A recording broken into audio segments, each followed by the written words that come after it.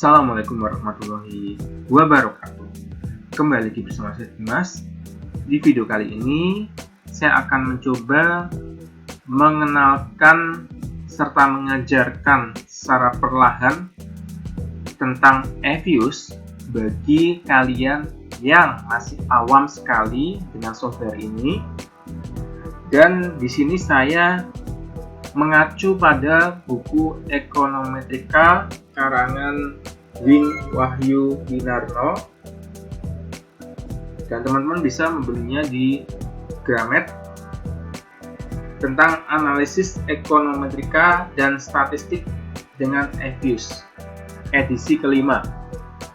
Dan buku ini sudah saya beli sejak saya masih berkuliah, dan sampai sekarang masih saya jadikan patokan saya untuk melakukan olah data. Dan buku ini sangat recommended sekali bagi kalian yang ingin belajar tentang olah data dari awal sampai akhir. Oke. Jadi eViews sendiri merupakan program komputer yang digunakan untuk mengolah data statistika dan data ekonometrika. Cara kerja eViews yang perlu kalian ketahui mengenai cara kerja eViews sebelum menggunakannya, karena eViews ini tidak seperti Microsoft Excel yang begitu dijalankan langsung siap digunakan. Anda juga harus mengenal beberapa aturan di dalam eViews. Nah, beberapa hal yang harus Anda ketahui diantaranya adalah pengertian objek. Apa itu objek? Kemudian jenis data, format penulisan rumus, fungsi, dan prosedur pengolahan data. Kita langsung masuk ke objek. Objek. eViews bekerja dengan menggunakan objek. Objek adalah sekumpulan komponen yang saling berhubungan. Komponen-komponen tersebut misalkan adalah work file, series, equation atau persamaan, koefisien vektor, database, grade, dan masih banyak lagi. Ini adalah contoh dari objek yang ada di eViews, dapat dilihat di layar. Kemudian data series. Data yang diolah dengan eViews dapat diinput langsung atau dapat diimpor dari data yang diinput dengan program lain. Nah, data yang dapat dibaca adalah data teks, misal data ASCII. Nama filenya biasanya berakhiran dengan bintang.txt dan lain sebagainya. Ini adalah contoh format data yang wajib kalian ketahui, karena tanpa format ini teman-teman tidak bisa mengolah data dengan benar di eViews. Ini adalah contoh data cross section, sama, nanti panel juga sama, time series juga sama, formatnya seperti ini. Apabila dimungkinkan, penulisan data dibuat sederhana saja, yaitu hanya terdiri atas judul kolom pada baris pertama, kemudian data dimulai pada baris kedua. Ini kan judul kolom, kemudian data, ini pertama, dan ini kedua. Untuk judul kolom, diusahakan jangan terlalu panjang. Misal di sini adalah pertumbuhan ekonomi. Tidak perlu ditulis pertumbuhan ekonomi kayak gini, misalkan pertumbuhan ekonomi. Kita cukup mengkonotasikan dengan simbol. Misal pertumbuhan ekonomi merupakan variabel dependent, maka kita tuliskan Y. Atau sebaliknya, misal variabel independen, kita tuliskan X. Dan format di eViews itu untuk variabel dependennya berada pada sisi paling kiri. jadi ini variable dependent, dan sisi sebelah kanan ini variable independent. Kemudian kita lanjut ke jenis data. Data di dalam Evius digolongkan ke dalam data series atau data berdasarkan waktu. Waktu yang dikenal oleh Evius dapat dilihat pada tabel ini. Ini ada annual, semi-annual, quarterly, dan lain sebagainya. Bisa dilihat.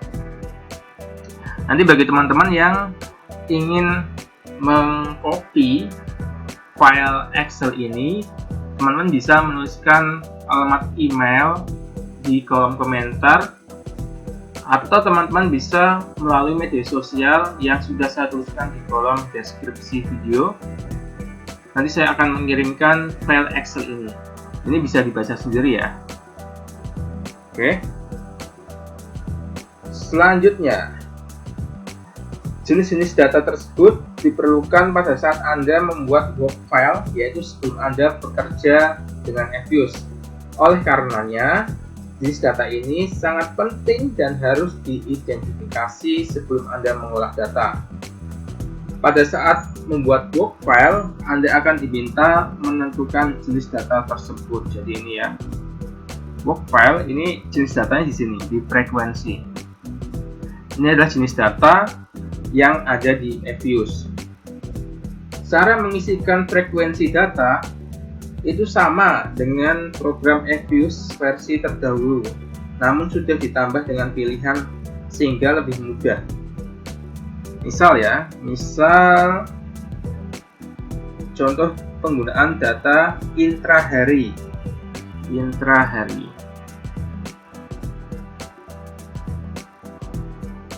Pada contoh ini, bahwa periode data dimulai dari hari Senin 19 September 2011. Jadi di sini dituliskan 9 garis miring 19 garis miring 2011. Kemudian berakhir hingga hari Jumat 30 September 2011. 9 garis miring 30 garis miring 2011. Jadi ini bulannya, ini tanggalnya, ini tahunnya. Namun di bagian kanan bawah ada ketentuan hanya hari Senin, ya ini hari Senin sampai hari Minggu. Nah, ini bisa kita sesuaikan sendiri harinya, dan untuk waktunya juga sama, kita bisa menyesuaikan sendiri, atau kita bisa mengikuti format yang sudah ada di Evius ini. Kemudian setelah kita tahu bagaimana contoh cara memilih dan menentukan jenis data, kita lanjut ke tanda hitung. Tanda hitung digunakan pada saat kalian akan membuat data baru yang berasal dari data yang sudah ada dengan perintah generate. Misalkan saja untuk mengetahui selisih antara dua variabel atau perkalian variabel A1 dan A2 dan sebagainya. Nah, ini adalah contoh tanda hitung yang ada di Evius. Jadi yang beda misalkan ya, misal akar A bisa dihitung dengan A pangkat 0,5. Dan lihat juga fungsi SIR-nya. Kemudian A, B kecil di atas. Jadi A pangkat B, ini sama pangkat ya, pangkat, tapi tanda bacanya berbeda dengan yang ada di Evius. Dan lain sebagainya. Teman-teman bisa melihat sendiri, nanti saya akan kirimkan kalau teman-teman ingin meminta Excel-nya. Kemudian mendefinisikan jenis data.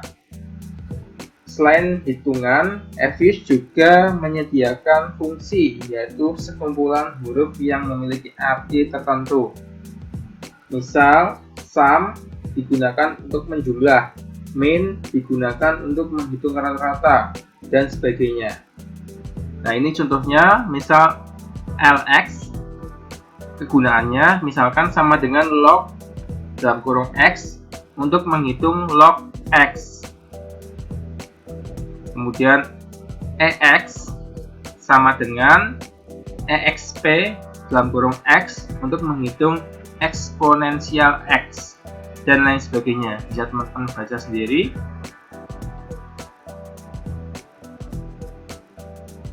Nah, contohnya ini juga RND, NRND. Kegunaannya untuk menghasilkan bilangan random, bisa uniform atau normal. Nah, ini jenis datanya atau fungsinya.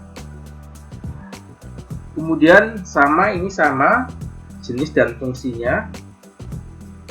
Misal sum dalam kurung x, kegunaannya menjumlahkan nilai x, min menghitung rata-rata x, var menghitung varian X, dan lain sebagainya. Ini teman-teman bisa baca sendiri. Nah, jadi itu pengenalan RViews secara singkat, dan ini tidak saya bacakan semua, tidak saya jelaskan semua. Nah, nanti teman-teman bisa melihat sendiri. Nanti saya kirim kalau teman-teman ingin meminta Excel-nya. Nah, nanti saya setelah ini akan lanjut ke cara menjalankan RViews. Oke, mungkin ini saja yang bisa saya berikan. Terima kasih. Assalamualaikum warahmatullahi wabarakatuh.